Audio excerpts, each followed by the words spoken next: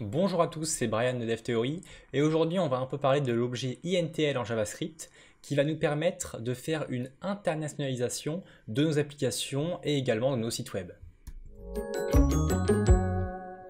Alors déjà, qu'est-ce que c'est que cet objet-là? En fait, cet objet il est disponible maintenant avec JavaScript, il est disponible depuis longtemps. Mais si on va maintenant sur du CanIUse, donc canIUse.com, et qu'on regarde de quelle manière il est disponible au sein des différents navigateurs, eh bien on voit qu'il est assez disponible, surtout en faisant l'usage relatif. On voit que voilà, la très grande majorité des navigateurs ont cet objet-là de disponible et donc de fonctionnel.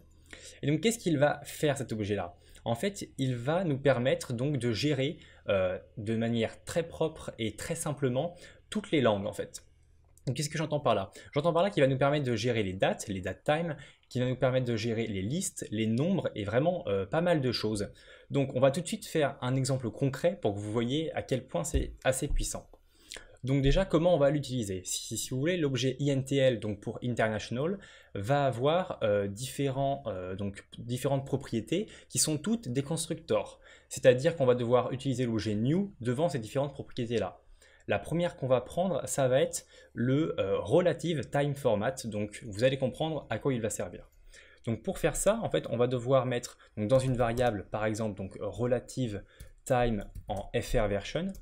On va donc créer un new intl .relative time format et le premier argument qu'on va mettre ici, ça va être la langue en question, donc FR, EN, ES, et il y a vraiment beaucoup de langues. On peut voir un peu plus bas au niveau de cette documentation que les local identification, il y a un peu de tout. Donc là par exemple HI pour du hindi, on peut également mettre des choses un peu plus compliquées comme du DE-AT pour dire donc de l'allemand en Austria, donc en Autriche, etc.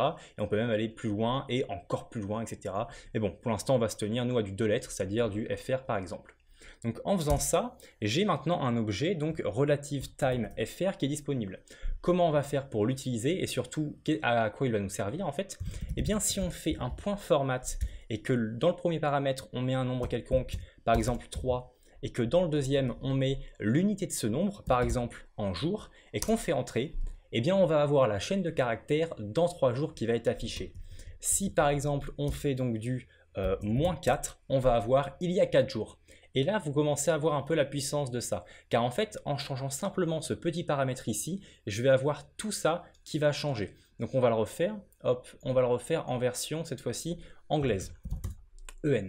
Ici, on met donc du EN, hop. Et si on fait donc du rten.format et qu'on fait donc du 2 cette fois-ci en month, car on peut vraiment mettre l'unité que l'on veut, eh bien on va avoir du in2month.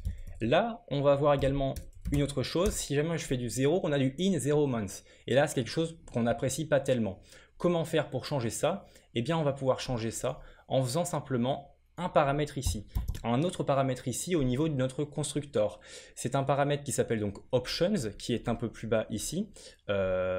Options arguments, et il va dépendre de chacun des constructeurs. Pour le constructeur du relative time format, on va avoir quelque chose de disponible qui va être le numérique et qu'on va pouvoir mettre en auto. C'est-à-dire que de manière automatique, il va décider si jamais il affiche le nombre ou si jamais il n'affiche pas le nombre.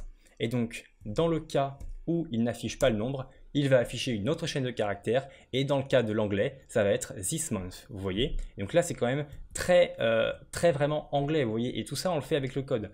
Donc si jamais je mets un 1, on va avoir next month, etc. Donc je vais simplement clear la console, reprendre mon time fr ici et je vais le remettre, donc intl.relativeTimeFormat, et je vais le remettre en français mais avec également cet argument donc qui est numérique de point auto. Hop, clac. Donc en faisant ça et donc en faisant un rt fr de point format et en faisant donc du 0 en par exemple hier, hop, on va avoir cette année. En faisant du -1, on va avoir l'année dernière. Et là vraiment, vous voyez la puissance de cet objet qui est disponible partout dans JavaScript et dans quasiment tous les navigateurs aujourd'hui. Et ça, c'est simplement pour le relative time format. Donc par exemple, à l'instant où vous avez un article de blog ou que ce soit dans votre application et que vous voulez avoir une chaîne de caractères dans la langue correspondante, eh bien vous avez juste à mettre ici eh bien la différence de temps, et ensuite l'unité, et c'est fini en fait. Vous avez votre chaîne de caractères qui dit quand est-ce que l'article a été posté, de manière relative donc. On va en faire un dernier, je vous laisserai découvrir les autres, ça va être le list format. Donc le list format, ça va être assez intéressant car il va nous permettre en fait d'avoir via un array, donc via différentes valeurs donc dans un array, et bien avoir une liste qui se forme, et ça selon la langue en question. Donc on va faire un list format ES par exemple pour de l'espagnol, new intl.list format, hop, donc en ES on a dit, clac. Et si je fais donc du es.format et qu'ici je mets un array de par exemple de prénoms tout simplement, donc Jean, Anthony, Gaël, hop, je referme mon array, je fais entrer et je vais avoir donc Jean, Anthony, Gaël, donc bien sûr c'est pour le et. Maintenant donc on va aussi voir que pour la liste, un autre paramètre qui existe, ça va être de faire en sorte que ce soit un ou. Donc pour faire ça, si on va dans list format ici et qu'on descend un peu, donc on voit les options possibles. Donc là on va avoir le type en question. Donc de base ça va être conjunction, ça veut dire c'est un et en fait. Vous voyez on va avoir A, B, and C. Et si on met disjunction, on va avoir un ou, A, B, or C. Donc c'est ce qu'on va faire juste ici. Hop, on revient là. On enlève notre lettre et ici on va rajouter un autre objet option avec type qui va valoir cette fois-ci disjunction. Et si donc je refais mon format, on va avoir cette fois-ci un O alors qu'on avait bien sûr un Y juste avant.